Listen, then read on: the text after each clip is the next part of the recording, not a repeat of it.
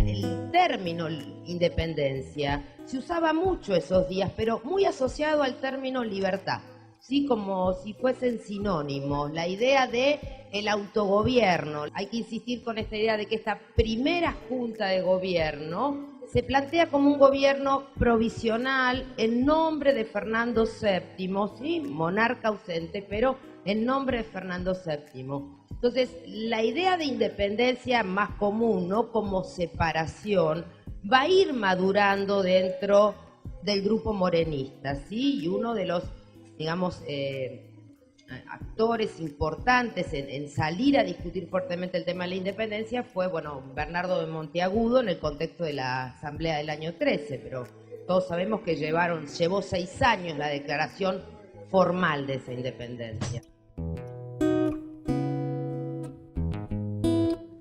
La revolución, como dicen, es una transformación, ¿no? Digamos, en cada época se le puede dar un sentido distinto, puede ser una transformación de toda la sociedad, una transformación política, una transformación de algo de la realidad, ¿sí? Pero claramente es un cambio brusco.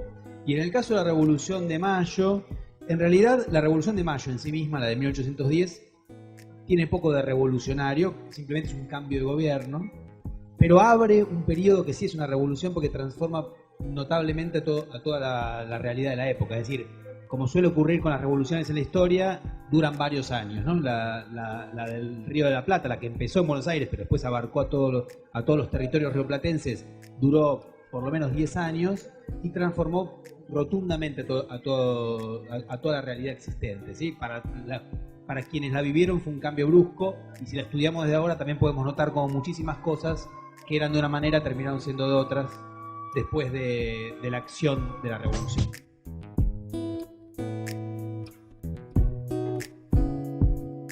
Bueno, el término independencia en los momentos en que se va a dar la Revolución de Mayo en Buenos Aires, tenía una doble connotación, ¿no? Era vista como algo positivo cuando esto se refería a la lucha contra los franceses en la península, en España, y un uso negativo si esto se refería a la lógica de la ruptura del pacto colonial. Estos distintos usos del concepto de independencia también están plasmados en los escritos de quien va a ser uno de los líderes indiscutibles de la Revolución de Mayo, que es Mariano Moreno.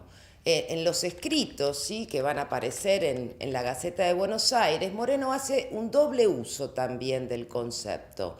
Va a utilizarlo como una connotación positiva, de la misma manera que los españoles lo van a hacer, como lucha contra los franceses, pero cuando se refiere a la situación de Buenos Aires, a la situación del Río de la Plata, va a utilizar el término emancipación. El uso del concepto también va a ser doble.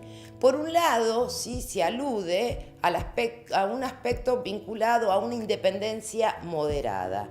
¿Sí? En esa independencia moderada, los gobiernos provisionales desde 1810 en adelante reconocían a Fernando VII como legítimo soberano. Y la demanda que van a tener es cierto nivel de autonomía. Autonomía en los aspectos comerciales, autonomía en aspectos políticos.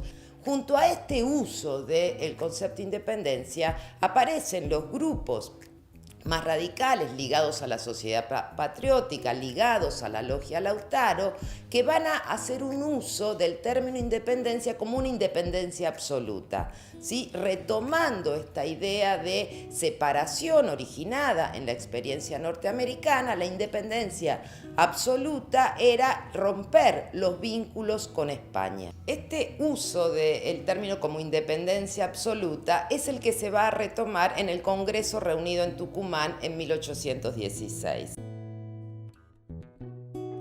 Y la forma de gobierno que va a predominar entre los diputados va a ser la de la monarquía. Primero hay una propuesta de monarquía inca que es presentada por Belgrano en 1816, y luego a principios de 1817, cuando el Congreso se traslada a Buenos Aires, van a discutir otras, posibles candidaturas como las del duque de Orleans o el príncipe de Luca. La manera de afirmar este Estado, o sea, la independencia y la soberanía de ese Estado, requería de dos condiciones. Una, la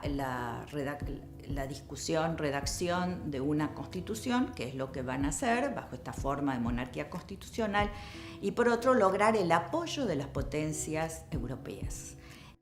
Otro motivo para elegir la forma monárquica era que la forma monárquica podía garantizar la unidad de territorios, porque lo de Provincias Unidas era el nombre, en realidad en los hechos estaban desunidas y había una disputa en torno a quién era el sujeto de imputación de la soberanía. Este momento de la reunión del Congreso es muy importante desde el punto de vista de la representación de las provincias. Es, se diría, la hora de las ciudades. Hasta este momento, en la primera época, en la primera etapa de la Revolución, Buenos Aires había logrado que se aceptara, si bien a regañadientes, su papel de hermana mayor, ¿no?, de las provincias. Esta idea de la hermana mayor venía de una concepción borbónica de jerarquía de ciudades.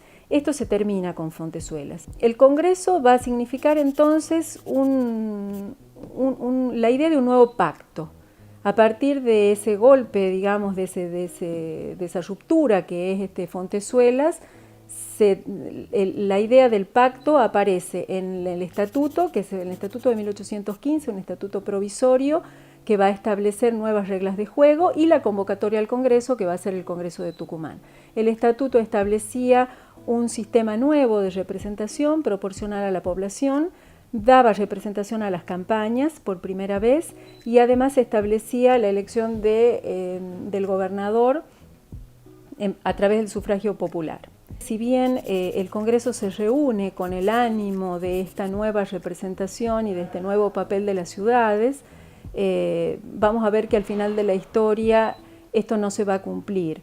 Sin embargo, una vez que el Congreso se ha trasladado a Buenos Aires, se van a imponer los intereses portuarios, pero esto no solamente va a significar el fin de esa idea del nuevo pacto, sino que también va a significar el fracaso del centralismo, porque una vez terminada la guerra, ese objetivo común va a desaparecer y la soberanía va a volver a las ciudades y la idea de la unión va a tener que postergarse una vez más.